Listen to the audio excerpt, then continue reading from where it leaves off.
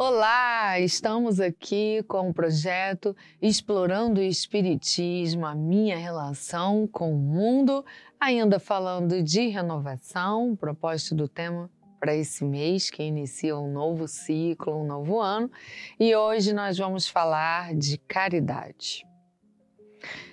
A gente às vezes acha que caridade é uma coisa muito distante da nossa realidade, né?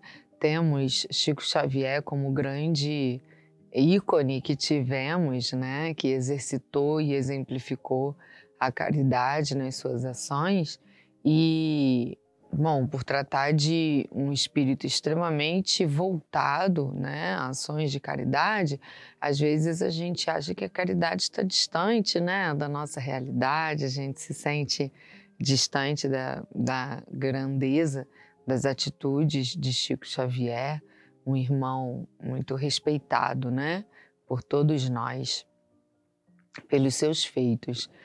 E às vezes também a gente acha que a caridade está distante porque a gente associa a caridade ao ato de doação e como estamos no mundo da matéria, sendo muito materialistas, a gente acha que a forma de doar é sempre através da matéria, né? Claro, nós sempre podemos colaborar com aqueles que precisam da matéria, que é o próximo, né? Então, é um ato de caridade, sim, doarmos a matéria em favorecimento daqueles que necessitam dessa matéria para o próprio bem-estar. Mas a caridade não está no ato em si da doação da matéria. E não está no ato, está na intenção. A intenção de ser benevolente, a intenção de fazer o bem, buscando como efeito o próprio bem, entende? Sem querer nada em troca. E aí isso se expressa em qualquer setor da vida, não somente na matéria. Então, se você está passando por um estresse e eu estou ali vivendo a minha vida, você me procura para desabafar ou para buscar orientação e eu passo, a partir daquele momento, a dedicar o meu momento, os meus esforços para te ajudar, sem querer nada em troca, para te orientar, para te ouvir. Às vezes você só precisa ser ouvido, né? E aí eu paro para te ouvir. E só o fato de eu parar para ouvir já é uma caridade. Por quê? Porque eu estou com a intenção de te promover o bem-estar. Ora, eu penso, o outro precisa falar. Ele só precisa falar.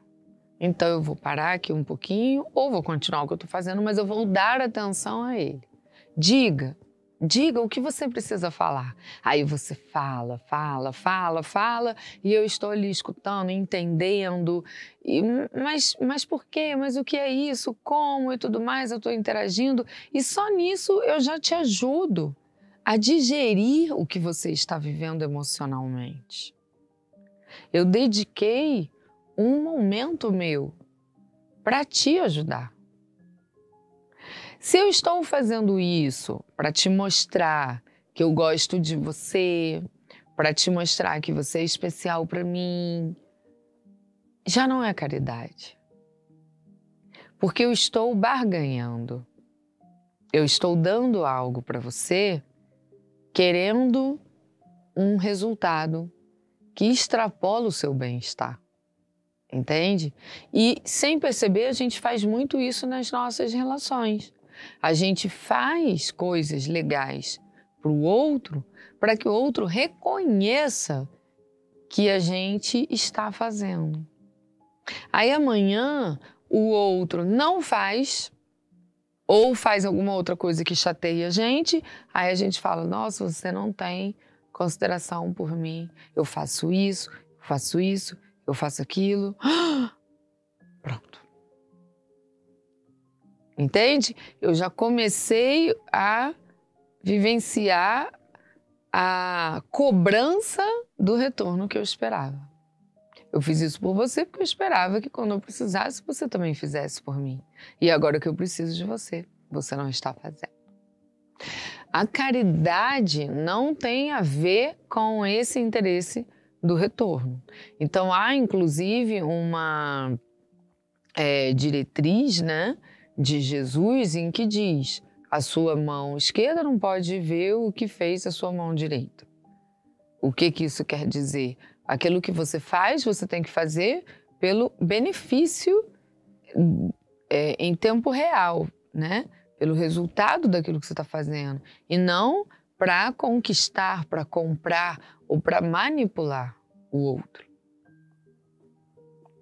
Então, se você está precisando falar e eu me disponho a te ouvir, e aí eu te escuto, e nisso eu te ajudo a digerir seus sentimentos, as suas emoções, a gente troca ideias, e aí daqui a pouco você está pelo menos mais calma, ou se não calmo, já pensando em soluções e tudo mais, ora, já houve um benefício.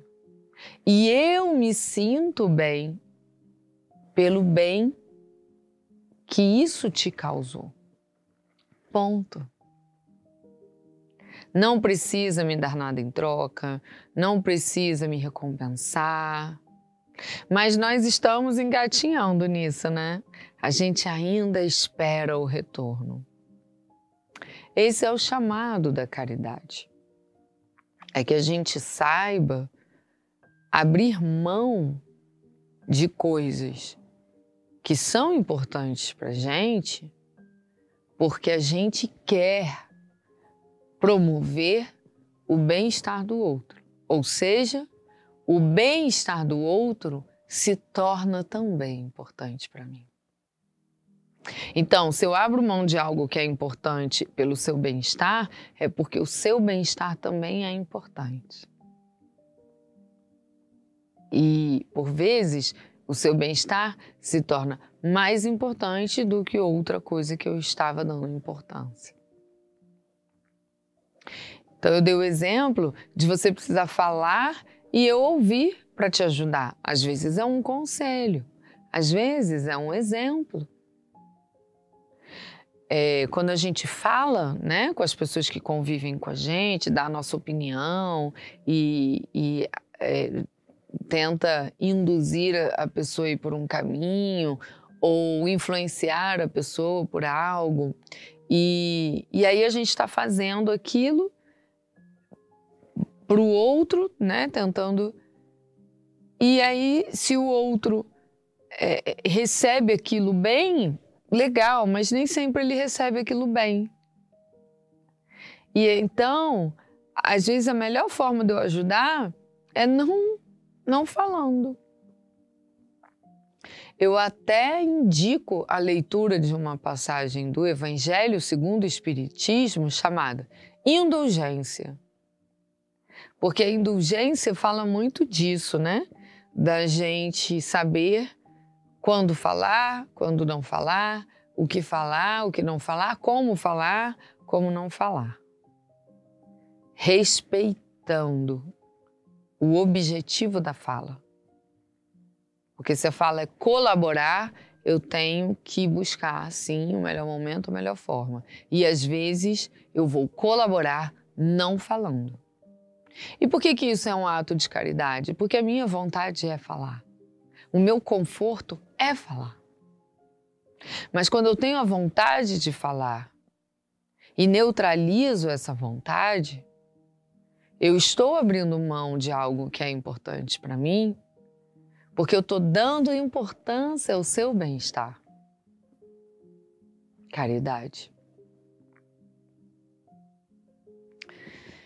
Então, veja que a caridade está em qualquer ação que tenha o bem-estar do outro como prioridade.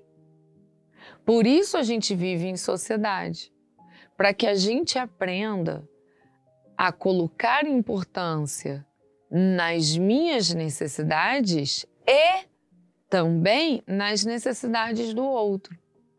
Por isso Jesus disse ao meu próximo como a si mesmo. Ou seja, aplique a justiça. Todos nós somos filhos de Deus. Então, todos nós precisamos nos ajudar, precisamos ser ajudados, precisamos respeitar e precisamos ser respeitados. Então, para eu fazer o bem ao outro, eu não posso me abandonar. E isso, às vezes, acontece. A gente acaba abrindo mão da justiça para a gente, do respeito, em nome de uma caridade. Ah, não, tudo bem, eu estou deixando o outro me bater porque eu sou caridoso. Mas aí você está favorecendo um filho de Deus e desfavorecendo o outro. Entende? Então, temos que desenvolver o alto amor. Mas ao desenvolver a generosidade comigo, o bem para mim, eu anulo a necessidade do outro, aí eu estou sendo egocêntrico. Porque eu estou colocando no mundo e nas minhas relações sociais somente as minhas necessidades. Então, quando a gente vê no Livro dos Espíritos sobre a caridade, no capítulo 11, é feita a segunda pergunta. Qual o verdadeiro sentido da palavra caridade como a entendia Jesus? E os Espíritos começam dizendo: benevolência para com todos. Quem são todos? Todos os filhos de Deus. E me inclui. Então eu preciso buscar as atitudes de benevolência para o próximo e para mim.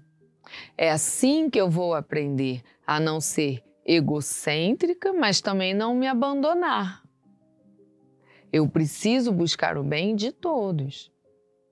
Por isso, Jesus deu um exemplo de muita amorosidade e muita firmeza.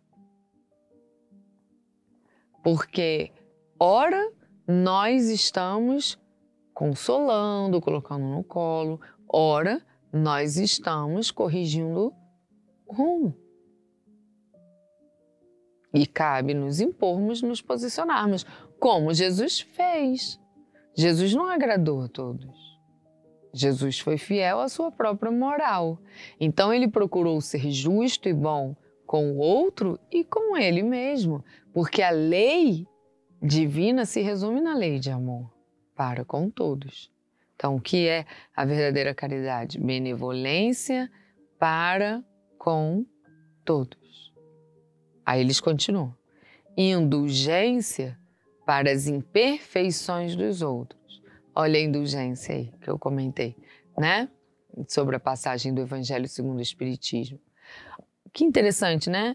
Indulgência para as imperfeições do outro.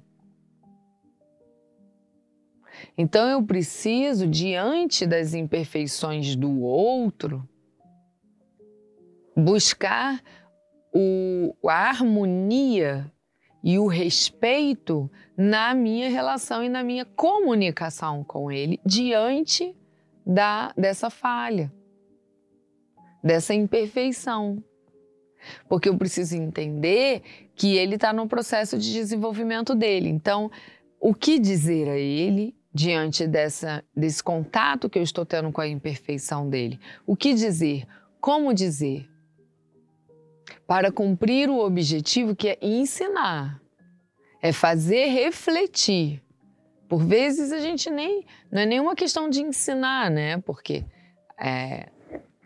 a gente ensina aquilo que a gente sabe, o outro aprende aquilo que ele quer aprender, que ele reconhece que precisa aprender, né? E como nós estamos em desenvolvimento, às vezes a gente quer opinar sobre a atitude do outro, achando que a gente sabe, a gente quer ensinar, mas às vezes é só o nosso ponto de vista. Então, como trazer esse ponto de vista ao outro sem feri-lo, Mas até onde o que está ferindo é dele não saber receber, ou sou eu não sabendo trazer o tema com respeito e no momento certo? Aí eles continuam. Então, benevolência para com todos, indulgência para as imperfeições dos outros, perdão das ofensas. Ou seja, nós precisamos perdoar aqueles que nos levam ao sentimento de ser ofendido. Porque a atitude que o outro tem que me faz me sentir ofendido precisa ter considerado dois pontos. A atitude dele fala sobre a imaturidade dele, é coerente com a imaturidade dele. Então, eu perdoo não porque eu não me importo comigo e com os meus sentimentos. Não, eu me importo. Eu perdoo porque eu reconheço que ele não consegue fazer diferente, porque ele é assim. Né? Agora, isso não anula a responsabilidade que eu tenho comigo, do meu bem-estar. Então, eu vou buscar caminhos de me proteger, de viabilizar uma relação que não vá prejudicar as partes. Então, percebe? Eu estava aqui no início dizendo que a caridade não está no ato, está na intenção. Se eu estou fazendo o bem pelo bem, eu estou sendo benevolente, né? Se eu estou conseguindo ter as atitudes, né, com o outro, com cuidado de não agredi-lo, eu não quero reduzir ele, eu não quero colocá-lo abaixo de mim, eu não quero agredi-lo, eu quero ajudá-lo a refletir para o próprio crescimento dele, eu estou conseguindo ser indulgente diante das imperfeições do outro. Tá certo? Então, são essas atitudes que nós vamos tendo e que o ato em si somente expressa e representa a minha intenção, que é boa. E aí, se eu consigo alcançar o objetivo, eu me dou por satisfeito. Então, onde Jesus se satisfazia? No ato dele de fazer o bem. No ato da caridade. Ele não se satisfazia nas recompensas. Ele nem mesmo queria recompensa, porque como um espírito já aperfeiçoado, né, ele conseguia agir integralmente em caridade. Nós ainda estamos aprendendo. Então, é legal ter essa reflexão para isso, né, para a gente se analisar e se perguntar ao final do dia, quais atitudes eu tive hoje em que eu fui caridoso? Não é verdade?